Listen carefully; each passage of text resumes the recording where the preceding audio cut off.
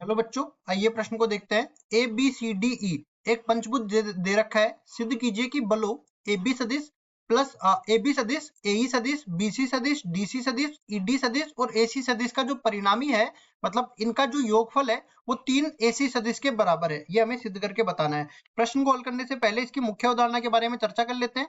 मुख्य अवधारणा तो यहाँ पे देखो, सबसे पहला हम लोग सदिश योग का त्रिभुज नियम पढ़ने वाले हैं। सदिश योग का त्रिभुज नियम।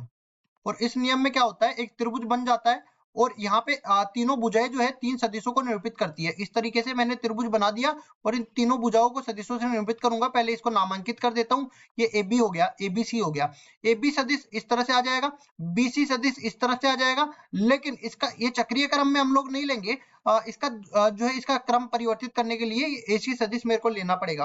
और जो सदिश क्रम परिवर्तित करता है वो अपने पास ए सी सदिश किसके बराबर हो जाएगा, बाकी चक्रीय क्रम वाले दो सदिशों के योग के बराबर। तो ए बी सदिश और प्लस में बी सी सदिश, ये अपने पास आ गया सदिश योग का त्रिभुज नियम।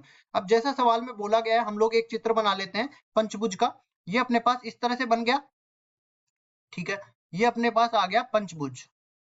अब इसको नाम भी दे देते हैं। क्या नाम होगा, देखो ए बी सी डी और ई, इस तरह से नाम दे देते हैं। अब उसके बाद देखो हम लोग क्या कर लेते हैं, ए बी सदिश और यहाँ पे इस तरह से बोल देते हैं ए बी सदिश, ये बोल देंगे, ठीक है।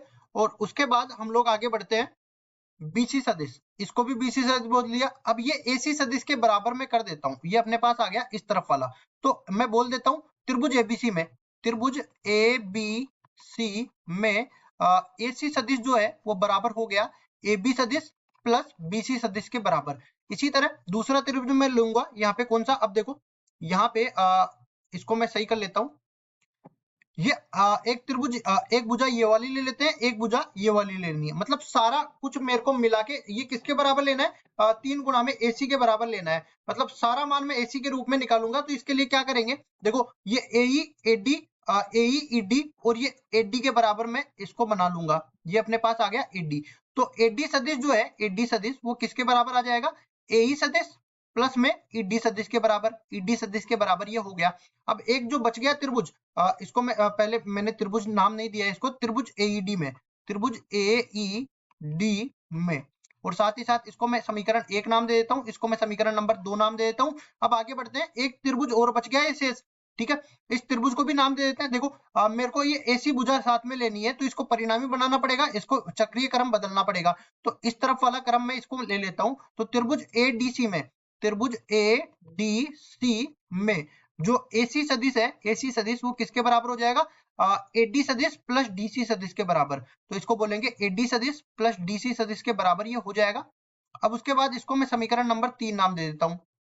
अब देखिए चलते हैं सवाल में। सवाल में कौन कौन से मेरे को लेने हैं सदिश, A B AE B C, इन सब का योग करूंगा मैं। देखो परिणामी आर सदिश परिणामी इनका कहलाएगा। और ये अपने पास बन जाएगा A B plus AE plus B C, A B plus AE plus BC. उसके बाद आगे बढ़ते हैं और आगे है अपने पास डीसी प्लस ईडी, इसको भी लिखेंगे डीसी सदिश प्लस ईडी सदिश। और फिर आगे बढ़ते हैं और क्या दे रखा है अपने को, एसी सदिश। तो ये अपने पास आ जाएगा एसी सदिश। अब इसको हल करते हैं। देखो ये अपने पास एक तो बच गया ये एडी सदिश, एसी सदिश। और बाकी जो 5 भाग दे रखे हैं ना, 5 सदिश, इनसे हमें 2 एसी बनाना है, क्योंकि पूरे को अपने को 3 एसी के बराबर सिद्ध करना है ना। तो यहाँ से क्या करेंगे, देखो एक एसी तो यहाँ से निकल के आएगा, ए बी प्लस बीसी।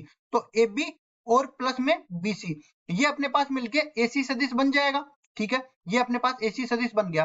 तो इसको मैं नीचे लिख देता हूँ। देखो एसी सदिश एक तो यहाँ से निकल के आया और एसी सदिश एक ये वाला है ही। और जो बाकी बच गई तीन सदिश, इनको भी लिख लिया है, एई सदिश प्लस डीसी सदिश प्लस ईडी सदिश, ये है अपने पास। और देखिए ये पूरा अपने पास परिणामी आर के बराबर है। अब देखो क्या कर देते हैं, ये अपने पास 2 समीकरण और बचे हुए हैं। तो इसमें क्या बोलेंगे, ये जो अपने पास एई और ईडी, एई और ईडी ये दोनों सदिश जो है ये मिलके क्या बनाएंगे, एडी सदिश बना देंगे। तो इसको मैं आगे भी लिखता हूँ। देखो आर सदिश बराबर में हो जाएगा एसी सदिश, इसको या 2 एसी सदिश लिख देता हूँ और इस पूरे को मैं एडी सदिश लिख देता हूँ। और आगे बढ़ते हैं तो ये डीसी सदिश के बराबर आ जाएगा। और देखो एडी सदिश और डीसी सदिश एसी सदिश के बराबर है। तो कुल मिला के अपने पास आर सदिश जो है वो बराबर आ जाएगा 2 एसी सदिश और प्लस में एसी सदिश। जो कि अपने पास बन जाएगा 3 AC सदिश के बराबर। और देखो इसके परिणामी को हमें 3 AC के बराबर ही सिद्ध करके बताना था, तो यही हमारा उत्तर हो जाएगा। आशा करता हूँ ये सवाल आपको समझ में आया होगा। धन्यवाद।